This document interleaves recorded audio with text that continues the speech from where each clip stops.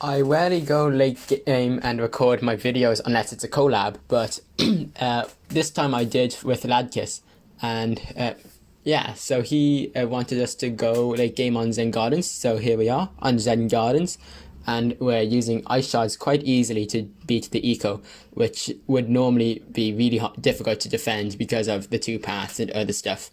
So that's a great help. And yeah, so we are going with different strategies. He's going Ninja Ice Super Bomb, and I'm going with Ninja Ice Super Sniper. Yeah, this was apparently one of his first times going late game, so to pick these towers, pretty good strategy. And the only things better than Bomb are Mortar, Chipper, and Sniper, in my opinion. And that's pretty good picking some of the top towers in the game.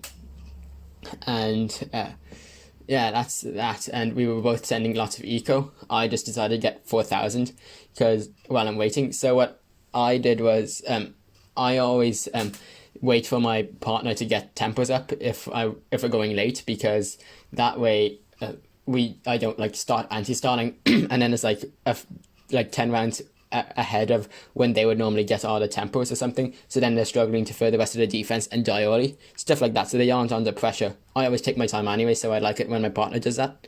Same with micro challenge, wait for your partner instead of just starting the next round, if you remember.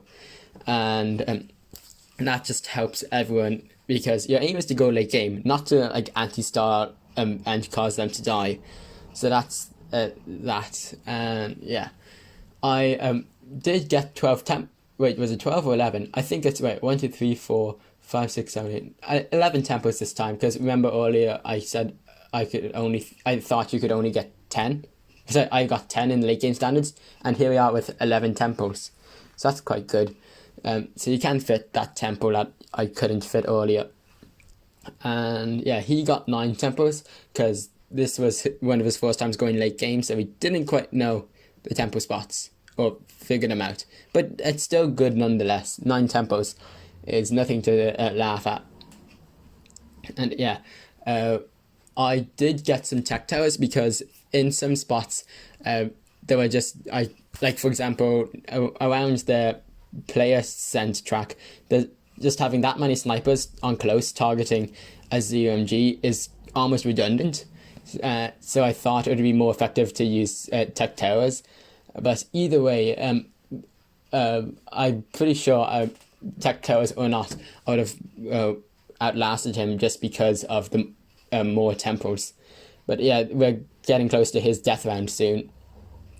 And you can see that my defense is starting to struggle to keep up with him, just because he's popping the balloons faster, obviously. So my defense has more rounds on screen than he does. So of course it'll struggle a bit more.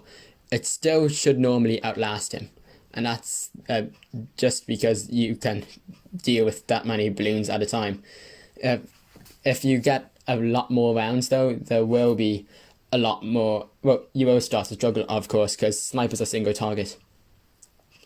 For proper late game though, I don't know if I should fill those spots where I have tech towers with snipers or leave them as snipers, because the extra damage is helpful, obviously, but would putting those snipers on like first, last, and strong, if close is too redundant, better, because you get a bit extra star on other towers.